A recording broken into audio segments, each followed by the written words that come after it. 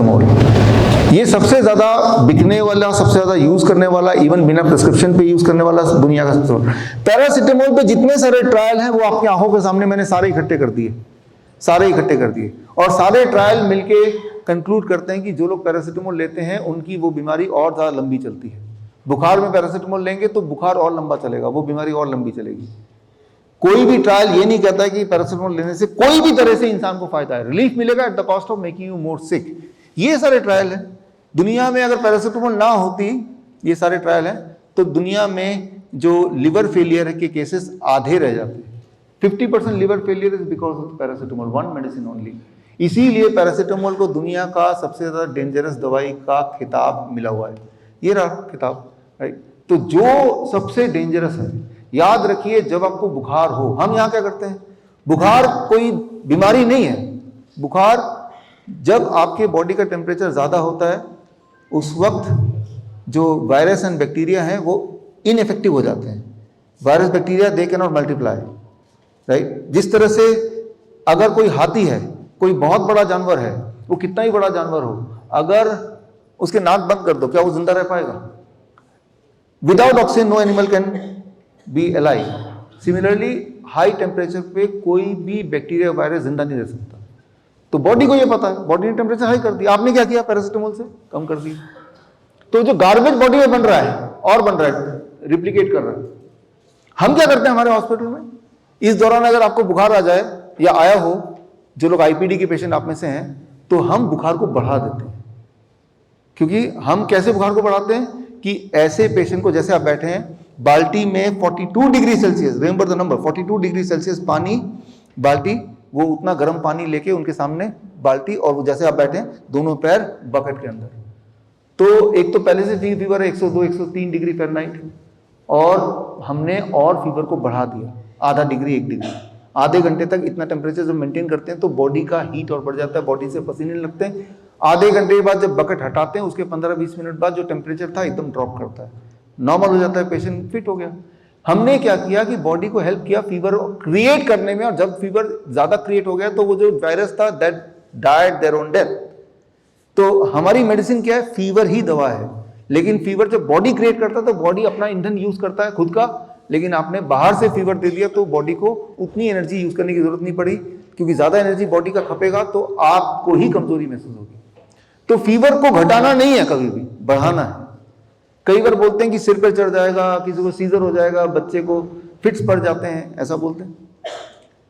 ये देखा गया है कि पैरासिटामोल से अगर फीवर कम करेंगे तब भी जिसको फिट्स पड़ना पड़ेगा ही पड़ेगा, ये कंक्लूड किया गया। तो फिट्स से बच नहीं सकते, और फिट्स देखने में भयानक लगता है, लेकिन वो 2-4 सेकंड की बात होती है, वो रिवाइव हो ही जाता है, ऐसी कोई गड़बड़ बात नहीं है। एंड एनीवे फिट्स पैरासिटामोल से कंट्रोल नहीं होता है, तब भी आना है तो आएगा, चाहे टेम्परेचर घट गया तब भी आएगा। तो यहां पे मैं ये बोलना चाह रहा हूं कि हम बीमार कैसे पड़ रहे हैं, जिस चीज से हम उम्मीद कर रहे हैं ये हमें ठीक करेगा, एक्चुअली वही मेन कल्प्रिट है, राइट। वो जो पुलिस जिसे सोच रहे हैं वही चोर है। ये बात हमें समझना पड़ेगा। दुनिया के सारे एविडेंसेस आपकी आंखों के सामने हैं। जब भी कोई डॉक्टर आपको प्रेस्क्राइब करता है, उसको अगर पूछेंगे कि एविडेंस क्या है कि इससे मेरी जो बीमारी है जल्दी खत्म हो जाएगी, मेरा जो इन्फेक्शन जल्दी खत्म हो जाएगा, देयर इज नो एविडेंस। हाँ, उस वक्त रिलीफ मिल जाएगा at the cost of making you more ill. तो हमें क्या करना है इससे, मतलब गार्बेज आउट, कि यहां से सारे गंदगी कलेक्ट किया, उठा के इस एक्वेरियम से बाहर फेंक दिया। फिश की इम्यूनिटी उसको अपने आप ही ठीक कर देगी जब यहां पे नरिशमेंट मिल जाएगा, है कि नहीं। बॉडी के साथ भी इस हॉस्पिटल में हम यही करते आए हैं। कैसे करते आए हैं, आपके साथ कैसे करने वाले हैं, अब इस पे बात करते हैं। गार्बेज आउट, गार्बेज आउट हम कैसे करते हैं, जैसा आपको पता भी है, जैसे हॉट वाटर इमर्शन। ये एक इंटरेस्टिंग बात है, ये मेरे ख्याल से दुनिया की सबसे इंटरेस्टिंग बात है। आप जब यहां देख रहे हैं पानी में बैठे हैं, अभी पानी में हम लोग नहीं बैठे हैं, तो हमारे सिर के ऊपर कितना प्रेशर है, 1 एटमॉस्फेरिक प्रेशर। यहां से लेकर जितना दूर तक आसमान है उतनी दूर तक आसमान की हवा हमारे सिर के ऊपर है, इसे बोलते हैं 1 एटमॉस्फेरिक प्रेशर, राइट। लेकिन हर बार हमेशा इसके अंदर रहते हैं, फील नहीं करते वो प्रेशर। लेकिन जो लोग पानी के अंदर बैठे हैं, जो लोग आप में से, उनके बॉडी में 1 एटमॉस्फेरिक प्रेशर सिर्फ इतना तक है, और इससे नीचे जो प्रेशर है 1 atmospheric plus the pressure of the water, that is 2% of additional pressure. जब ये प्रेशर डिफरेंस होता है बॉडी में, अलोंग विद दैट जब हीट आता है तो your skin become the third kidney. तो स्किन के अंदर जो टॉक्सिन बॉडी में जमा है, चाहे वो क्रिएटिनिन है, चाहे वो शुगर है, चाहे वो पोटेशियम है या सोडियम है, कैल्शियम है, वी डोंट नो, जो भी ज्यादा एक्सेस होगा वो बॉडी से बाहर निकलने लगेगा, यानी कि गार्बेज आउट। भगवान ने हमें 3 किडनी दी है, तीसरा किडनी बहुत बड़ा है, that is your skin, the biggest organ.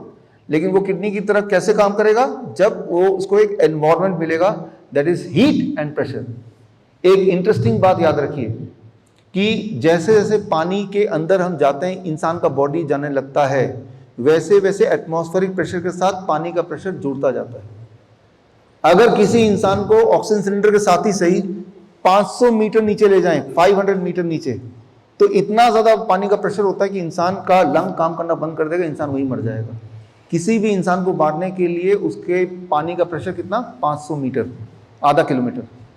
लेकिन अगर 500 मीटर की जगह 500 मिलीमीटर हो, 500 मिलीमीटर मतलब इतने पानी के गहराई में ये क्योर का काम करता है, हीलिंग का काम करता है। लेकिन जो 500 मीटर की गहराई में वो बॉडी के अंदर सब कुछ खत्म कर देता है। तो वाटर का जो प्रेशर है वो एक टूल होता है, हो सकता है आपके बॉडी के अंदर की चीज को बाहर लेने में।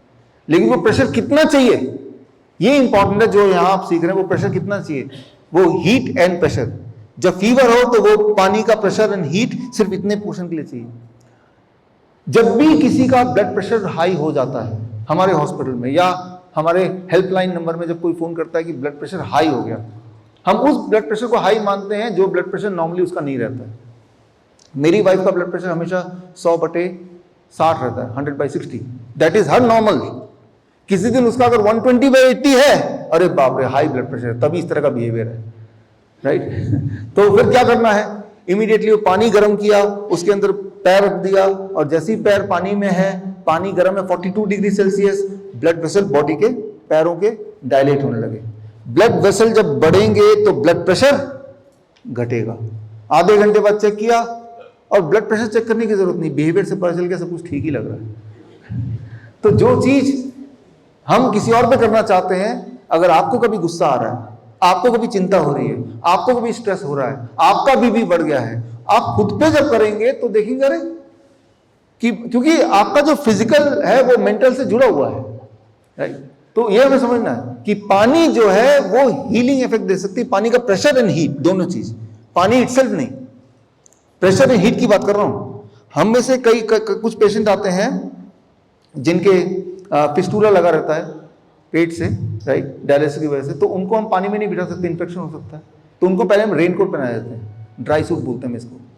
तो अब जब वो पानी में बैठेंगे तो स्किन को पानी टच नहीं कर रही है, लेकिन पानी का प्रेशर और पानी का हीट उसके बॉडी में जा रहा है। तो मैं ये समझाना चाह रहा हूं, ये पानी की वजह से नहीं ठीक हो रहे हैं या जो भी है, पानी का जो प्रेशर आपको मिल रहा है और जो हीट मिल रहा है, heat and pressure, these become the medicine. इसे कहते हैं ग्रेविटेशनल रेजिस्टेंस। अभी भी दो एनर्जी, दो फोर्स काम कर रही है।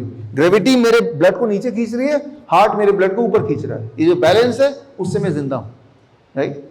कभी आपने देखा कोई इंसान ऐसे बैठा हुआ है या लेटा हुआ है, एक झटके से उठेंगे एकदम गिर जाते हैं, मर जाते हैं, गिर जाते हैं, है ना।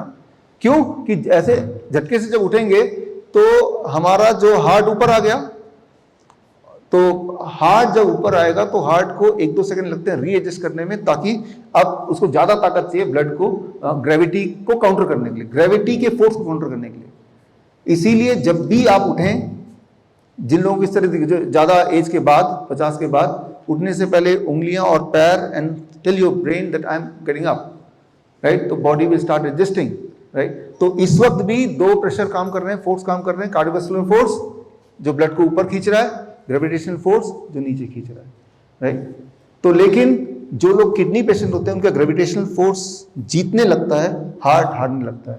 तो जो फ्लूइड है, लिक्विड कहां डिपॉजिट होगा? पैरों में, उनके पैर सूजे सूजे होंगे। अब उनके हार्ट को जिताना है तो हम हॉट वाटर इमर्शन करते हैं। हॉट वाटर इमर्शन करते ही उनका हार्ट बीट बढ़ने लगता है। क्यों बढ़ने लगता है? ये इंजीनियरिंग के जो स्टूडेंट है वो समझ सकते हैं, हाइड्रोलिक्स के जो स्टूडेंट है वो समझ सकते हैं। अब जब इस तरह से आप बैठे हैं, जब आप इस तरह से बैठे हैं तो पैर आपका पानी के ज्यादा गहराई में है ना, इन कंपेरिजन हार्ट, समझ पा रहे हैं? सारा बॉडी पानी में है, लेकिन कुछ पार्ट ज्यादा गहरा में इन कंपेरिजन टू कुछ और पार्ट। हार्ट भी पानी में, लेकिन हार्ट से ज्यादा गहराई में क्या है, कौन सा पार्ट है? Your limbs. तो इसकी वजह से ध्यान से समझिए, द प्रेशर डिफरेंस होगा between the heart and the limb. दोनों में ज्यादा प्रेशर कहां पड़ेगा? पैर में। तो जो फ्लो ऑफ ब्लड है यहां से ऊपर वाले पार्ट में आने लगता है। आप जब बैठे हैं, आज जब बैठेंगे, जो लोग बैठेंगे उस वक्त अपना पल्स चेक करेंगे तो बढ़ने लगेगा, हार्ट बीट चेक करेंगे बढ़ने लगेगा, यानी कि काम हो रहा है। तो आप समझिए जो प्रेशर डिफरेंस है बिटवीन सिर के ऊपर और सिर के नीचे, plus the pressure difference between your heart and your limb, this is a medicine when heat is there. ये दवा है। ये दवा कैसे है? ये सिर्फ एक काम कर रहा है, बॉडी के अंदर जो चीज बॉडी को नहीं चाहिए वो बॉडी से बाहर फेंक रहा है। कैसे पता चलेगा आपको? 2 घंटे बाद जब बाहर उठ के निकलेंगे, आपका वेट 500 ग्राम 600 ग्राम कई बार 1 किलो कम होगा, तो 1 किलो कहां चला गया? वो पानी में चला गया। दूसरी बात, आपकी सूजन चली जाएगी। तीसरी बात, आपका ब्लड प्रेशर नॉर्मल होने लगेगा। चौथी बात, आपका यूरिन आउटपुट बढ़ जाएगा पहले के मुकाबले। तो ये है रियल डायग्नोस्टिक्स। तो कितनी देर बैठना है? अगर आपको सूजन आ गई है, विजिबली दिखाई दे रहा है, अगर ब्लड प्रेशर कंट्रोल नहीं हो रहा आपका, तो ये 2 घंटा जरूर बैठना है। अच्छा 2 घंटे तो नहीं बैठ पाते एक साथ, तो 1-1 घंटे करके 2 बार बैठ जाइए, 4 बार बैठ जाइए, आधे-आधे घंटे करके। धीरे धीरे आपकी स्टेमिना बढ़ती रहेगी, या आपका टाइम के हिसाब से उसको चेंज कर सकते हैं।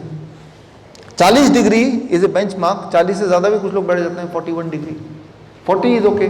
तो ये क्या है? Garbage out. जो कैंसर के पेशेंट हैं, हम कैंसर को आइडेंटिफाई नहीं कर सकते कि ट्रू पेशेंट कौन है, हम पेन को आइडेंटिफाई कर सकते हैं। जिनके ट्यूमर है या जिनको दर्द है, ट्यूमर और दर्द को हटाना है, भगाना है, तब भी सेम ही प्रोसेस है। इससे it absorb the pain, pain को खींचता है, शुगर को खींचता है, ट्यूमर को खींचता है। तो जिनका ब्लड शुगर कंट्रोल नहीं होता किसी भी हालत में, तब इसको यूज करते हैं कि चलो भाई स्किन के रास्ते शुगर को बाहर निकाल दो। क्योंकि शुगर को जब दवाई लेते हैं तो वो रीलोकेट हो रहा है, समझिए इसको, लेकिन इससे रीलोकेट नहीं हो रहा, बॉडी से बाहर आ गया। राइट? आज तो बॉडी से बाहर निकाल दिया, कल क्या करेंगे, परसों क्या करेंगे?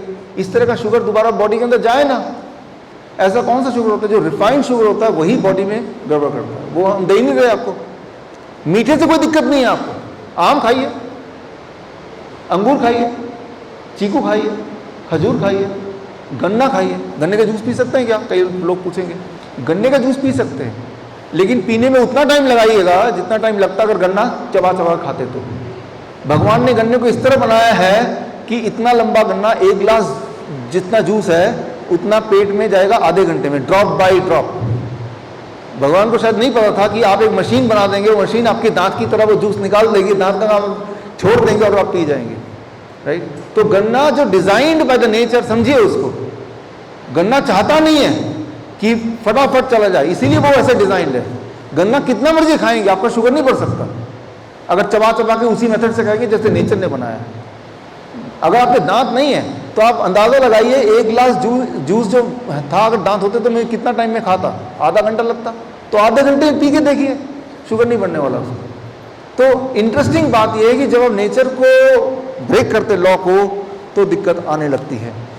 ये किताब है, इसको ये भी, इसका ये लिंक है, फ्री डाउनलोड है, कोई भी डाउनलोड कर सकता है इसको। राइट? तो एक और इंटरेस्टिंग बात है, जब ये करने लगते हैं, हमने देखा है या रिसर्च पेपर ये कहता है, कोलैटरल सर्कुलेशन बनने लगता है। कोलैटरल सर्कुलेशन क्या होता है? बड़ा सिंपल है। जिस तरह से आपकी गाड़ी में स्टेपनी होती है, स्टेपनी जब पंचर हो जाए स्टेपनी उठा के लगा देते हैं, हमारे हार्ट में, बॉडी के पार्ट्स में इस तरह के एक्स्ट्रा आर्टरीज होते हैं, ब्लड वेसल होते हैं जो अदरवाइज क्लोज्ड हैं।